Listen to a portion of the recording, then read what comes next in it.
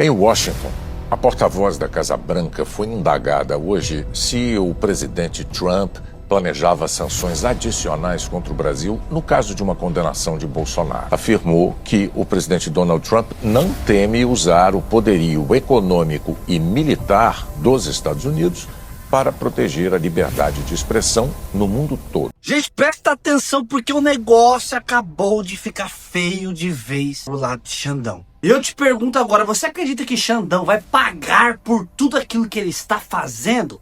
Comenta aqui abaixo. Essa é a pergunta que está ecoando em Brasília, em Washington e no mundo inteiro. Porque o que aconteceu nas últimas horas com o Bolsonaro e também com os generais não é apenas uma prisão, não é apenas uma injustiça, é o gatilho da maior reação internacional que o Brasil já viu. O que eu vou te mostrar agora é tão forte, tão impactante, que você vai entender de uma vez por todas porque que a qualquer momento o Xandão pode se dar mal. A corda já esticou demais e agora ela está prestes a arrebentar. E novamente eu te pergunto, comenta aqui embaixo, você acredita que Xandão vai pagar por tudo isso? O que eu vou te mostrar nesse vídeo realmente vai te deixar de boca aberta. Então já taca o like pra ele, certo? Me ajuda com o teu joinha pro YouTube não enterrar esse vídeo. Inscreva-se aqui no canal ativando o sininho das notificações. E claro, né, gente, quando chegarmos a 1 milhão de inscritos nesse canal, eu vou fazer aquele sorteio de 5 mil reais pra um de vocês.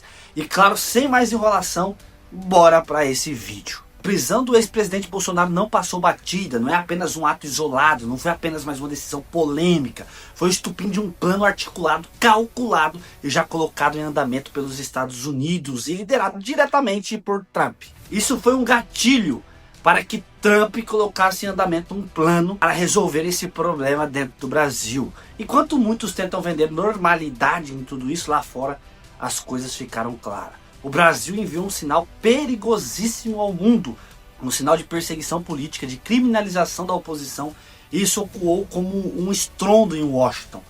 Trump, Marco Rubio, Christopher Landau, Rick McCormick.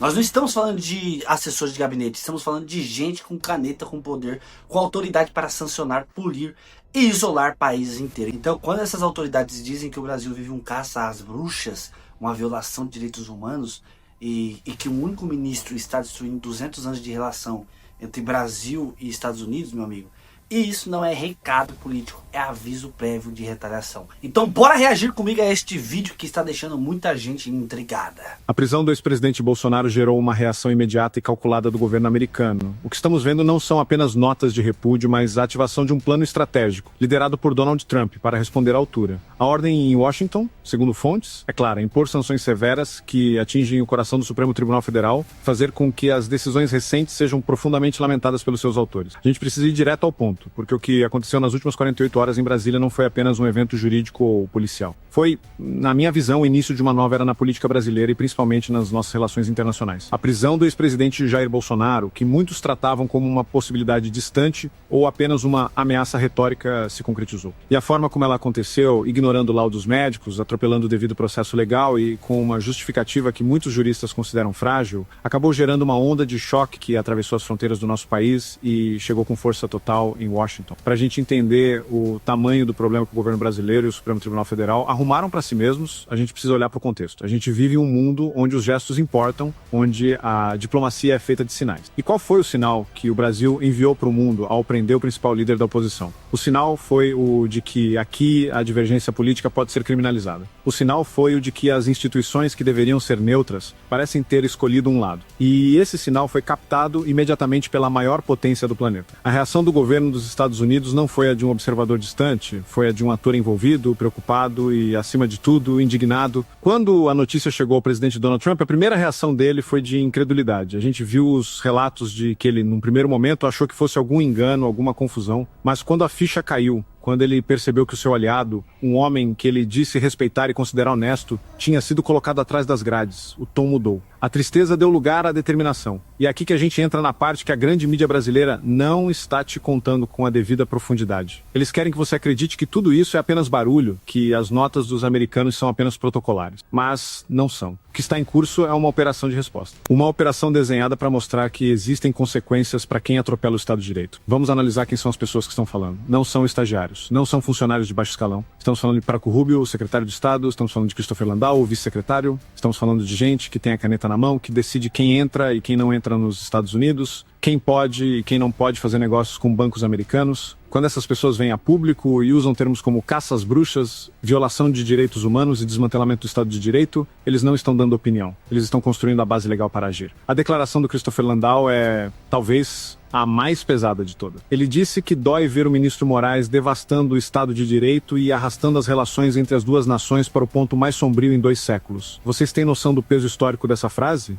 Em 200 anos de história, com guerras mundiais, com ditaduras militares, com crises econômicas, nunca, segundo ele, a nossa relação esteve tão ruim. E ele aponta o culpado com nome e sobrenome. Ele diz que enquanto o Brasil deixar o destino dessa relação nas mãos de um único ministro, não há saída para a crise. Isso é um ultimato. É os Estados Unidos dizendo para o Brasil, ou vocês resolvem essa situação interna, ou vocês vão se tornar um pária diplomático. E a gente sabe o que acontece com países que viram párias para os americanos. Eles sofrem, a economia sofre, o povo sofre.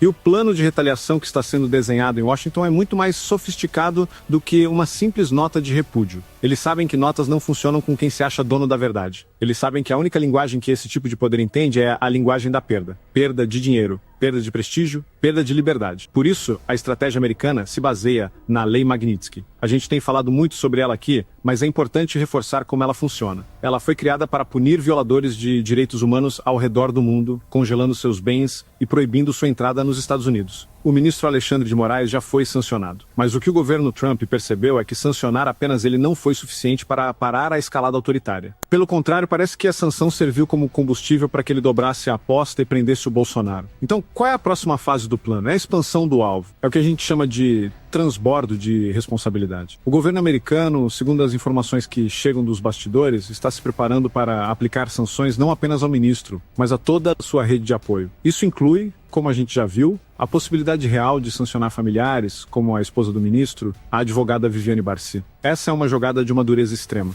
Ao mirar na família, o governo Trump está dizendo que não existem santuários, que não existem esconderijos para o patrimônio de quem eles consideram violadores de direitos. Se o ministro usa a estrutura familiar para blindar seus bens, essa estrutura também se torna um alvo legítimo. É uma forma de asfixia financeira que atinge o indivíduo onde mais dói na sua casa, no futuro dos seus filhos. Mas a lista não para por aí. A ameaça se estende aos cúmplices. E quem são os cúmplices na visão americana? São os outros ministros do STF que, por omissão ou por voto, validam os atos de Moraes. São os parlamentares, como o presidente do Senado e da Câmara, que se recusam a usar os freios e contrapesos da Constituição para parar os abusos. O recado do deputado americano Rick McCormick foi cristalino. Ele disse que Moraes e todos os que permitem seus abusos no STF e no Congresso brasileiro serão severamente punidos. Vocês conseguem perceber a mudança de tom? Antes, a crítica era focada em uma pessoa. Agora, ela se espalhou para todo o sistema. Eles estão dizendo que quem se omite também é culpado. Quem lava as mãos também está sujo. E essa ameaça tem o poder de causar um terremoto em Brasília. Porque a gente sabe que a lealdade no mundo político é muito frágil. Ela dura apenas enquanto os interesses convergem. No momento em que apoiar o Alexandre de Moraes passar a custar o visto para Disney, a conta no banco em Miami, ou a reputação internacional, a gente vai ver muita gente pulando do barco. E é exatamente isso que o plano americano quer provocar. Eles querem isolar o ministro, querem que ele se torne tóxico para os seus próprios pares, querem que o custo de mantê-lo no poder seja tão alto que o próprio sistema decida que é hora de se livrar dele. É uma estratégia de implosão. A gente viu, por exemplo, que o ministro Gilmar Mendes, em uma tentativa desesperada de manter a pose, disse que as sanções não afetam a vida institucional do país. Mas a informação que o Paulo Figueiredo trouxe é que, nos bastidores, o clima é de pânico total, que tem ministro chorando, que eles sabem que a coisa ficou séria. Quando a água bate no pescoço, a arrogância costuma diminuir rapidinho. E não podemos esquecer do impacto que isso tem na nossa economia. O Brasil não é uma ilha. Nós dependemos do comércio internacional, dos investimentos estrangeiros. Quando a maior economia do mundo diz que o nosso Estado de Direito está desmoronando, que não há segurança jurídica aqui,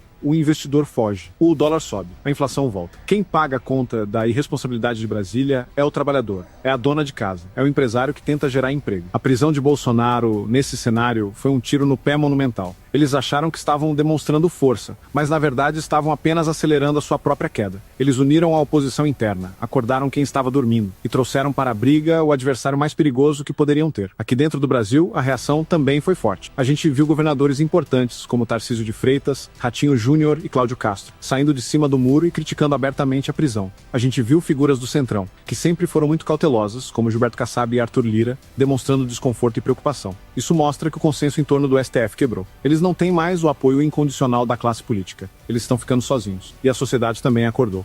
A sensação de injustiça, de que a lei não vale para todos, de que existe uma perseguição implacável contra um lado do espectro político, se espalhou. Mesmo quem não é bolsonarista raiz começa a se perguntar se fazem isso com o ex-presidente, o que não fariam comigo? A insegurança jurídica deixou de ser um termo técnico e virou uma sensação real de medo. A narrativa que o sistema tentou vender, de que eles estavam salvando a democracia, não cola mais. Ninguém acredita que prender um idoso de 70 anos, doente, com base em suposições de fuga, seja um ato de defesa da democracia. O que todo mundo vê é vingança, é ódio, é o uso do poder do Estado para esmagar um adversário. E isso, em vez de pacificar o país, só aumenta a divisão e a revolta. O governo Lula, por sua vez, tenta fingir que não é com ele. O Itamaraty solta notas genéricas sobre soberania, tentando posar de independente. Mas a verdade é que o Lula está apavorado. Ele sabe que a crise com os Estados Unidos é um desastre para o seu governo. Ele sabe que, se a economia afundar por causa de sanções, a sua popularidade, que já não é lá essas coisas, vai para o buraco de vez. Ele sabe que se tornou refém das decisões do Alexandre de Moraes. O destino do governo dele está amarrado ao destino de um juiz que parece ter perdido o controle. E a gente precisa falar sobre o futuro. O que vem depois dessa prisão? O sistema aposta que o bolsonarismo vai morrer, que sem o líder, o movimento se desfaz. Mas a história mostra que mártires são muito mais perigosos do que líderes livres. A prisão de Bolsonaro deu a ele uma aura de vítima que nenhum discurso político conseguiria dar. Ela galvanizou a base, deu um novo propósito para a militância. E com a ajuda externa, com a pressão dos Estados Unidos, essa base ganha uma esperança renovada. Eles não se sentem mais sozinhos lutando contra um gigante. Eles sentem que têm aliados poderosos. E isso muda tudo. Isso dá coragem para enfrentar, para protestar, para não aceitar calado. A estratégia de terra arrasada que o STF parece ter adotado pode acabar arrasando com eles mesmos. Eles esticaram a corda até o limite e agora ela está prestes a arrebentar. A vingança de Trump, as sanções, o isolamento internacional, a revolta interna, a crise econômica, tudo isso forma uma tempestade perfeita que pode varrer as estruturas de poder que se achavam eternas. Eu acredito que os próximos dias e semanas serão decisivos. A gente vai ver se o sistema vai ter a capacidade de recuar, de tentar buscar uma saída negociada como a prisão domiciliar ou se eles vão continuar na toada do confronto total. Se escolherem o confronto, eu temo pelo que pode acontecer com o nosso país, mas ao mesmo tempo eu tenho a esperança de que dessa crise possa nascer um Brasil mais forte, com instituições que realmente respeitem a lei e a vontade do povo. A lição que fica é que o poder sem limites é o caminho mais rápido para a ruína. O ministro Moraes, ao tentar ser tudo, ao tentar ser o juiz, o legislador e o executor, acabou se colocando em uma posição insustentável. Ele se tornou o problema. E na política, quando alguém se torna o problema, a solução costuma ser a sua remoção, seja pelo impeachment, seja pela pressão, seja pelo isolamento. A gente vai continuar aqui acompanhando cada passo, cada movimento. A gente não vai deixar que a verdade seja sufocada. A gente vai continuar a mostrar o que a grande mídia tenta esconder. Porque a nossa lealdade não é a homens ou a partidos. A nossa lealdade é ao Brasil, à liberdade e à justiça de verdade. Essa história da retaliação americana é a prova de que o mundo não está cego para o que acontece aqui. E que por mais que tentem nos calar, a nossa voz está sendo ouvida. A prisão do Bolsonaro não foi o fim. Foi o começo de uma nova fase, muito mais intensa e perigosa, da nossa luta. E nós estamos prontos para ela. E você, o que acha que vai acontecer? Será que o STF vai aguentar a pressão? Será que o governo Lula vai conseguir se equilibrar nessa corda bamba? Deixe sua opinião nos comentários. É muito importante a gente trocar ideias e se manter unido nesse momento tão difícil. Meus amigos, tudo indica que a história virou que o sistema que achava que poderia tudo, que ninguém os alcançaria, agora está cercado de todos os lados. Internamente pela indignação do povo, né, gente? Politicamente pelo abandono dos aliados. E externamente pela pressão avassaladora dos Estados Unidos. E a pergunta agora é inevitável, como eu sempre pergunto aqui. Será que agora chegou a hora de Xandão cair? Será que ele vai pagar por tudo aquilo que ele está fazendo? Será que a corda finalmente arrebenta do lado que puxou demais? Você acredita que a queda dele já começou e que realmente toda essa injustiça terá um preço muito alto? Comenta aqui embaixo a sua opinião, porque ela é muito importante. Deixa o like, se inscreva no canal e compartilhe esse vídeo, porque o Brasil precisa saber do que está acontecendo. E a verdade não pode ser calada, porque as grandes mídias não mostram o que eu mostro aqui no canal, gente. Então já ajuda nós deixando o seu joinha e compartilhando esse vídeo. Deus abençoe você e a tua família. Um abraço, fique com Deus e até o próximo vídeo. Fui!